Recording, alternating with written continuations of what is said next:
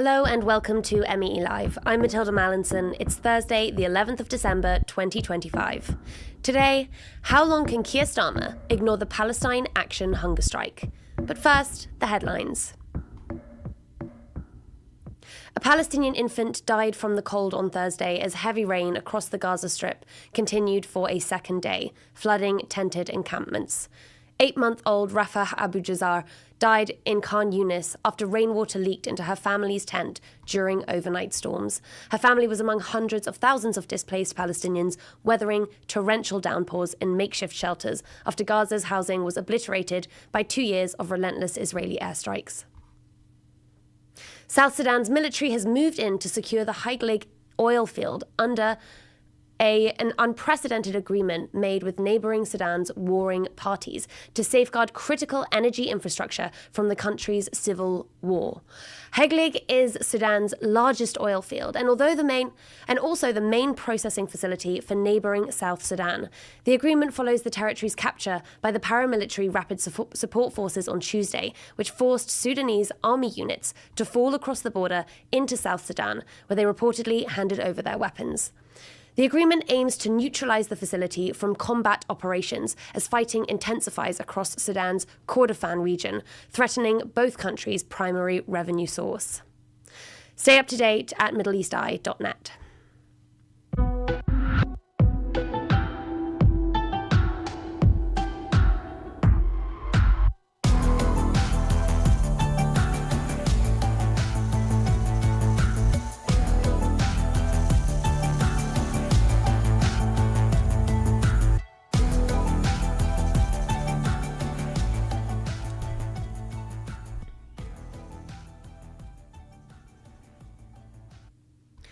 "44 years ago, in 1981, Bobby Sands, the IRA's leader in the Maze prison outside Belfast, starved himself to death. The 27-year-old was part of a cohort of Irish Republicans imprisoned in the UK, they claimed, as political prisoners. This difference between criminals and political prisoners was at the very heart of their protest. And Sands' death, many argue, was a historic watershed that paved the way for the IRA's political wing, Sinn Féin, to become the largest party on the island today. There has not been a prisoner hunger strike on this scale since, until, activists say, today." I was admitted into hospital with dehydration and starvation ketoacidosis with my ketone at 5.7. I don't know what ketone actually is. So basically, ketone is the acid in your body, right? This acid breaks down and eats the glucose, and eventually when there is no glucose left, you get glucose from like carbs and eating. When there is nothing left, then that acid starts to eat your muscles and then it will eat your organs. Right. So it's basically your body eating itself, and that's the primary function of the ketone acid once there is no glucose left in your system. And so healthy body would be like 0 point something for ketone level, whereas obviously mine was 5 point something, which was completely in the critical and danger zone. On today's show, for the first time, you will hear the voice of Teuta Hoxha speaking to MEE Live via an intermediary from HMP Peterborough on week 6 of her hunger strike. 8 UK prisoners are hunger striking while awaiting trial for alleged criminal damage on behalf of Palestine Action. This was before the group was banned under terrorism legislation. 5 of them have spent periods in hospital as a result of this strike. All are being held on remand, meaning they have not been convicted of any crime, but have been denied bail ahead of trial. The charges they face revolve around 2 Palestine Action raids, one on an arms factory owned by Elbit Systems, Israel's largest weapons company, and the other at the RAF base Brize Norton. The activists characterise this as direct action against companies implicated in the genocide in Gaza, and the inmates are among 32 people detained without trial over these events. The hunger strikers' demands include bail and a fair trial, but they also call for the deprescription of Palestine Action, which was banned under terrorism legislation in July. That ban is now under review by 3 High Court judges, with a verdict expected in the coming weeks. For a moment, let's talk about what a hunger strike actually means. In the first few days without food, the body burns through whatever glucose it has stored. That's also when the usual hunger pangs hit, and they usually fade after a couple of days. By weeks 1 to 3, the body shifts into fat-burning mode. Ketosis, this is when it starts using stored fats as its main fuel source. After about week 4, things get dangerous. The body begins breaking down muscle and even organs to keep itself going. With the Palestine Action hunger strikes, that's where we're at right now. Collectively, they have been striking between 6 and 38 days, but most have crossed the 4-week stage. And Hoxha, who speaks in this episode, has entered week 6. The final phase of hunger strikes is full starvation. At this point, the risk of death is extremely high, even for someone with no underlying medical issues. Bobby Sands died on his 66th day. We asked Teuta Hoxha, why hunger strike, and how far are you willing to go? To be honest, it's the only thing that I felt that I could do within prison. And I just felt like, I was continuing to watch what's going on in Gaza. And at every single level, there has been such contempt for protesters and corruption by the state in how this case has been managed, in how we have been treated. Just seeing all these institutions working together to mute the crimes that they're all complicit in, and they've made us, by association, complicit in. I always say that being called a terrorist when it comes to, the legal system in the UK, that's akin, in my view, to being given the death penalty. That's the closest thing to being given the death penalty. It's to have that autonomy over the state and to say that even though they have labeled us with this thing, which to me is akin to the death penalty, or the closest thing we have to the death penalty, it's not stopped us and it's not scared us, because we value human life over state corruption.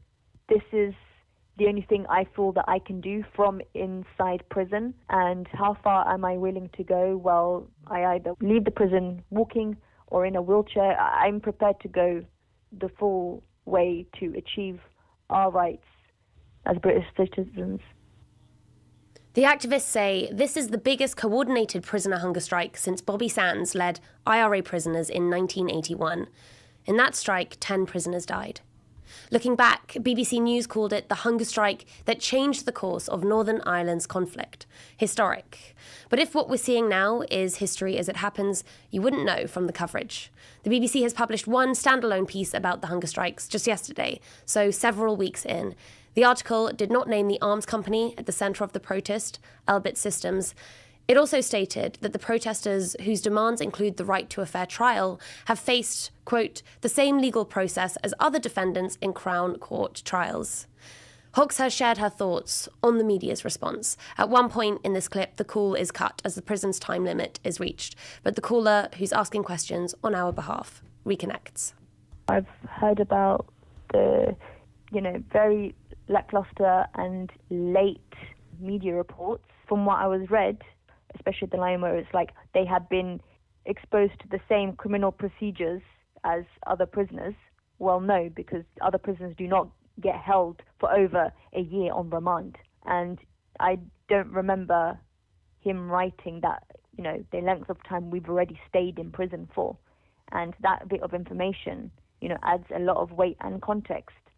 But again, I don't expect anything from an organization that has remained, quote unquote, impartial when it comes to a genocide, if they've even bothered to, cover it. And I guess they'd be the first to cover hunger strikers in another country, not here. Yeah, I mean, our lives are on the line. It's been over a month. I don't think people understand what not eating for a month means. Yeah. Can I call back because it's 20 minutes, it's going to cut off. Okay. People don't understand what not eating for a month means. It's, not only are we having to deal with the malnutrition that we're feeling, the breathlessness, hospitalization, the fatigue, And these are just the mild symptoms. We're having to also comprehend around day 35, organ failure, brain damage, having to, think about ICUs and essentially having to write a will, even though the intention is never death or suicide. It's about life and wanting to live and wanting, autonomy, just holding onto that autonomy and holding a mirror up to these corrupt institutions. We're now joined by two representatives of the group mobilising this action, Prisoners for Palestine.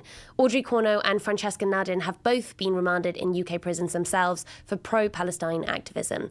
Welcome to the show. Audrey, you've been making regular calls and visits to those inside. Can you give us the latest update on their physical and mental health? Yes, for sure. Hi, thank you so much for having us. So the latest updates are quite upsetting to hear.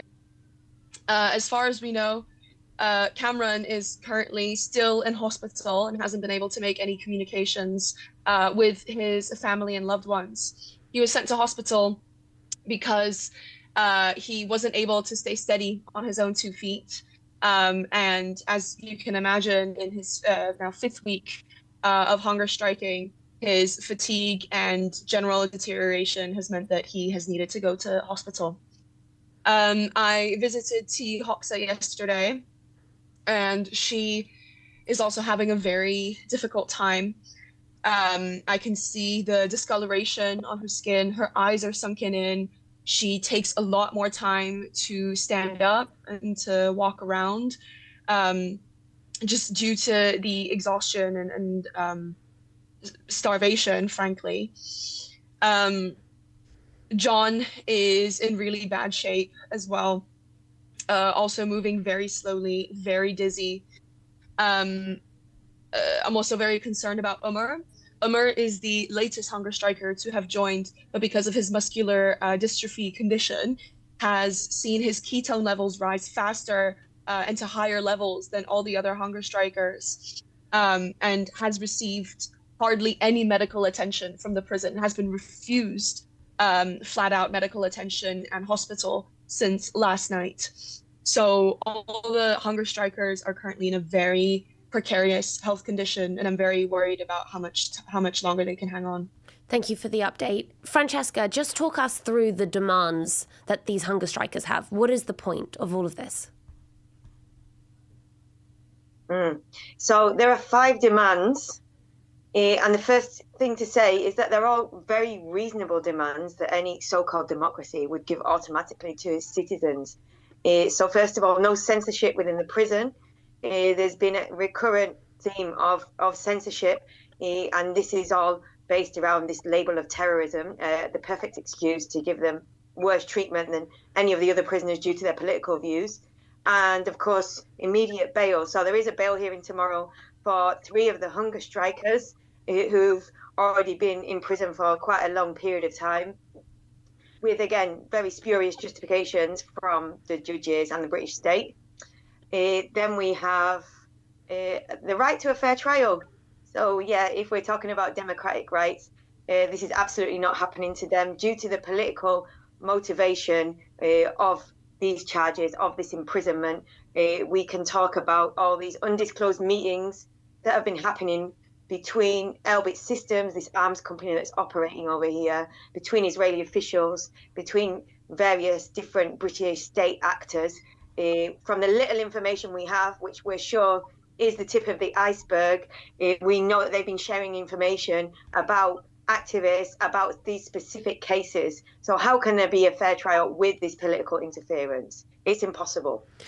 Number 4 is to deprescribe Palestine Action. So, of course, these prisoners were arrested and imprisoned before the prescription.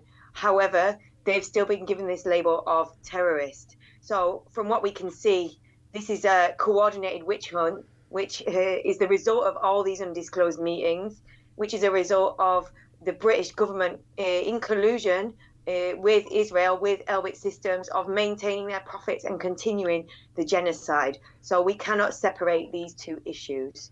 And number 5, of course, to shut Elbit down on British soil. Now, some of these demands that you've listed, they seem more achievable than others. For example, being granted bail, compared to the demand to shut down Elbit systems or the demand to deprescribe Palestine Action. Can we see the government taking these measures because of a hunger strike? And so the question that leaves in my mind is that the only thing that will get them to stop? Would they potentially stop their hunger strike if some of their demands were met, if free trial, if bail was granted? Or is it going to really hinge on shutting down Elbit systems and deprescribing Palestine Action? So I think the thing to understand here is that there is a huge campaign of many different types happening right now in this country, whether that be civil disobedience from Defend Our Juries, whether that be the judicial review of the prescription of Palestine Action. And there's just an understanding that there has to be many different kinds of resistance in order to achieve these goals, which is justice and freedom for the people that shouldn't be in prison, freedom for the Palestinian people as well. So it's not as simple to say that just because of a hunger strike, all these demands will be met. This is just one part of an uprising of the British people who will not accept what the British state is doing in our name. Now, it's worth reiterating that all of those hunger striking were charged before Palestine Action was prescribed as a terrorist organisation. However, they have said that they are being treated like terrorists. And earlier on the show, we looked at the BBC's coverage, which, as well as being minimal, contested the prisoners' demands that you've just listed for us, Francesca, by stating that their treatment is the same. They've gone through the same legal process as other Crown Court defendants. Now, Hoxha responded that by pointing out that many of those hunger striking have already been in prison for a year. And for some, their trials are not scheduled until January 2027. That could mean years in prison with no charge. Many people might not realise how unusual it is that the UK even allows this. You both have been remanded. Audrey, having been held in remand yourself, can you just lay out for us and share what you think people watching need to understand about the UK's practice of detention without trial and just how unusual this is? Yeah, absolutely. So being held on remand, just as you explained, is only meant to be done in exceptional circumstances when someone cannot have the, quote unquote, risk of reoffending managed through bail conditions, which is usually what happens, or if they are such a threat to public safety that they cannot be trusted to be let out into the community.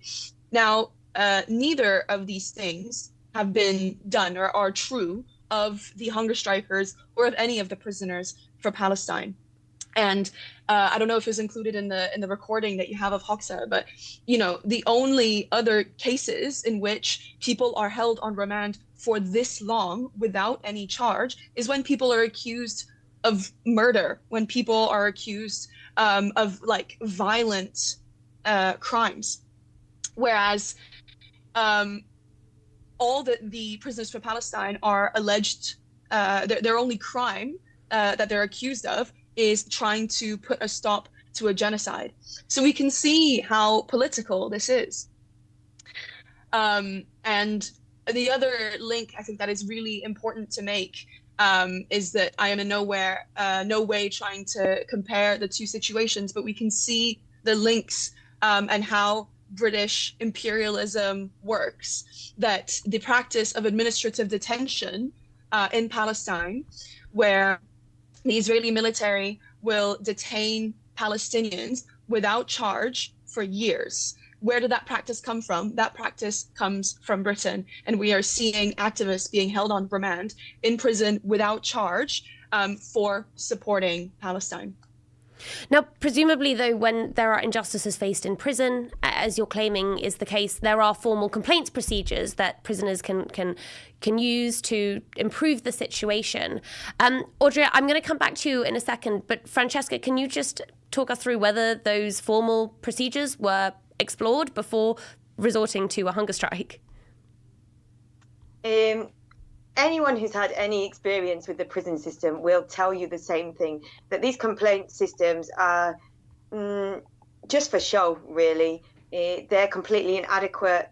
It's just a waste of time. A waste of time. Anybody who's been there will tell you that. So yes, there's been various instances in which the prisoners have made complaints about these things, and the result has been hardly any change at all. But this goes way beyond the treatment in prison. Of course, we have to talk about that. But let's talk about the wider demands. Why are they in prison in the first place? Why is Britain still exporting arms to Israel?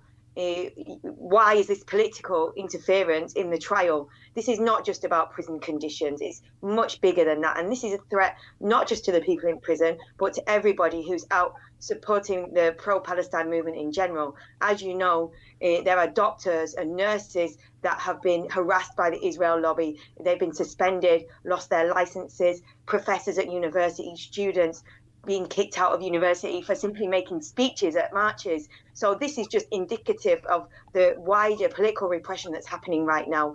And I think Teuta Hoxha put it perfectly herself, that they are the punching bag of the prescription. And now, Audrey, I think the same could be said for these methods of protest as can be said for the method of hunger striking. You know, there are easier ways to get a message across, ways that won't get you in trouble with the law in terms of protesting. You yourself have been engaged in the kind of activism that is at the heart of this issue. Why resort to this type of direct action, given the risk it carries?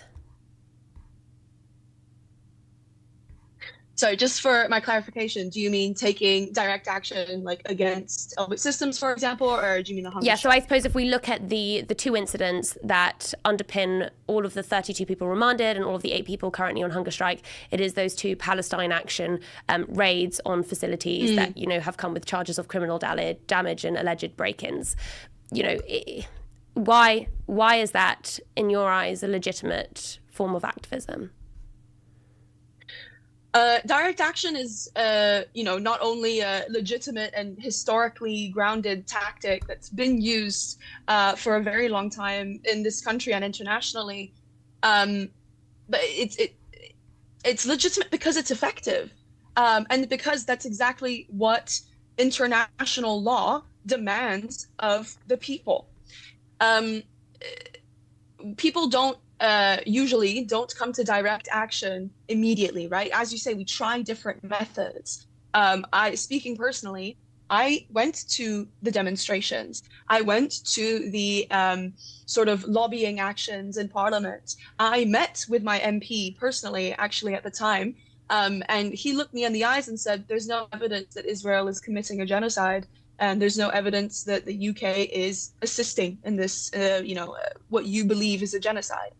So these other sort of tactics, like demonstrations, like protesting, like lobbying MPs, have been unsuccessful because this occupation of Palestine has been happening for decades. And the Palestine Solidarity Movement in Britain has had very little to show for it, has very little to show in terms of solidarity and progress until direct action as a tactic started picking up steam. So the direct action movement for Palestine in Britain has resulted in 4 out of the 10 Elbit Systems sites being shut down. That is a tangible, material disruption to the Zionist supply chain in this country.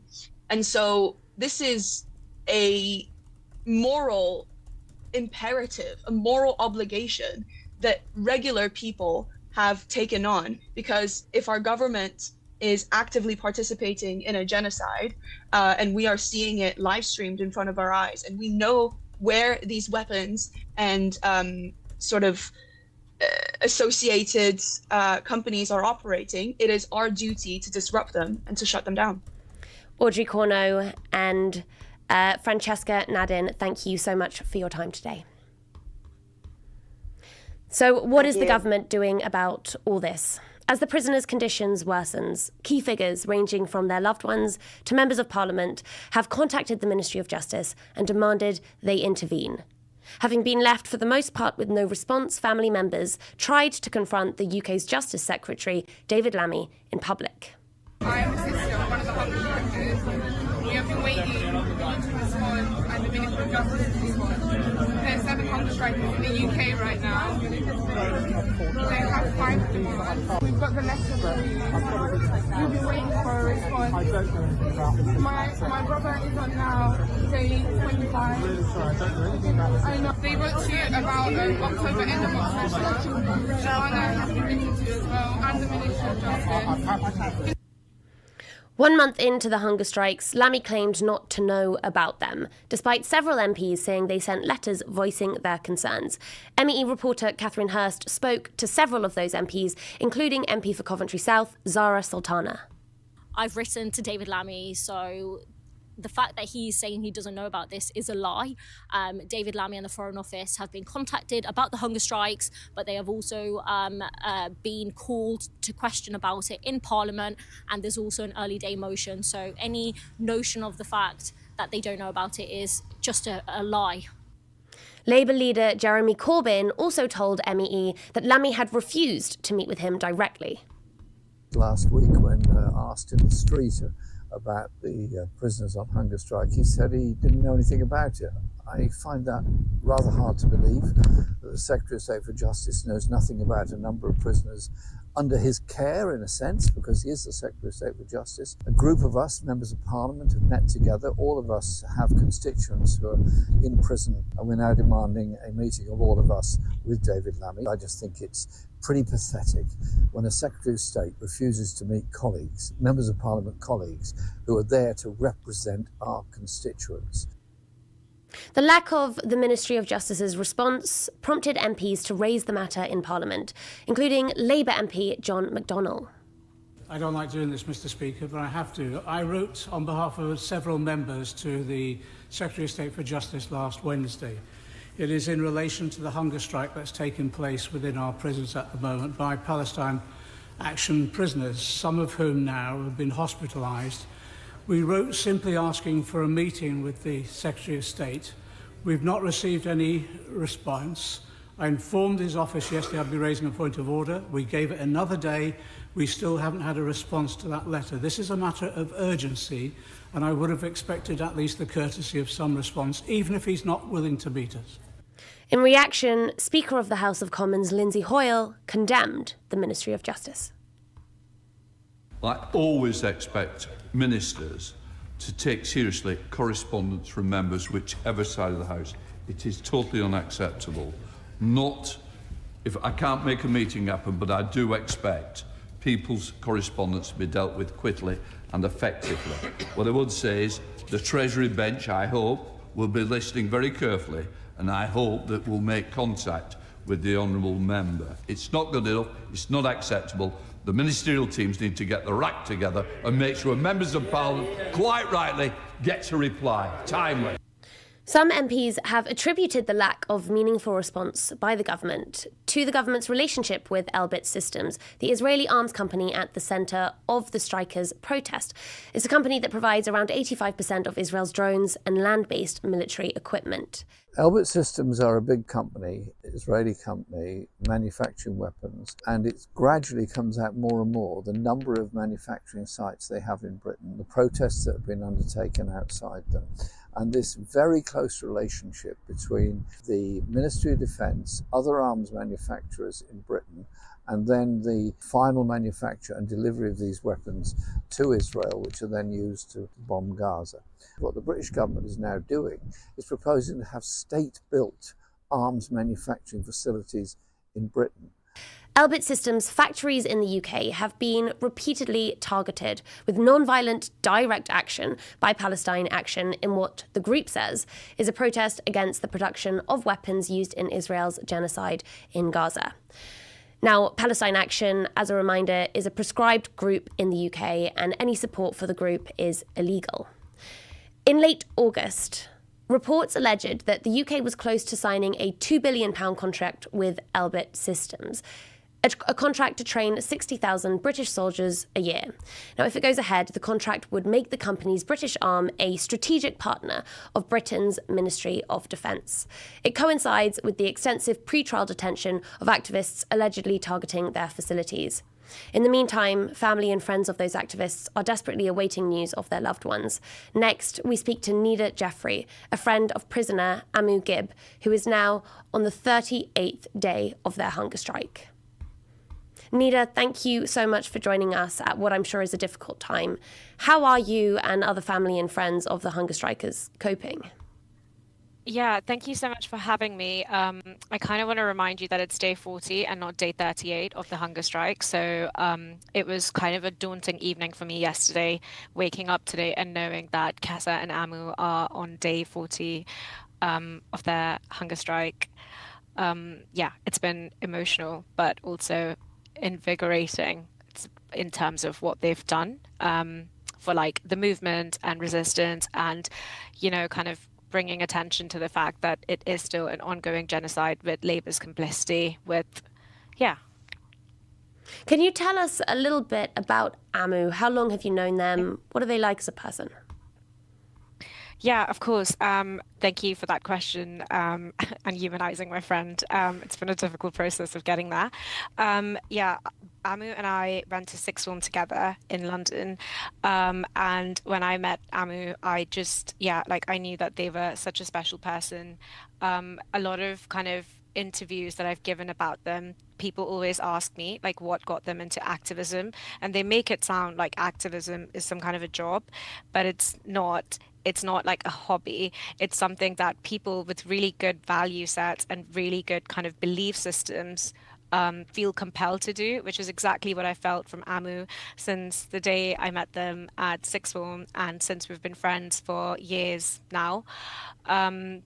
So yeah, they're just an amazing person. We love to they love food for someone who is on a hunger strike. They love food so much to the point where when we were once on a trip, we bought so much stuff that, yeah, we had to basically get someone else to take the train home because the car was filled with food.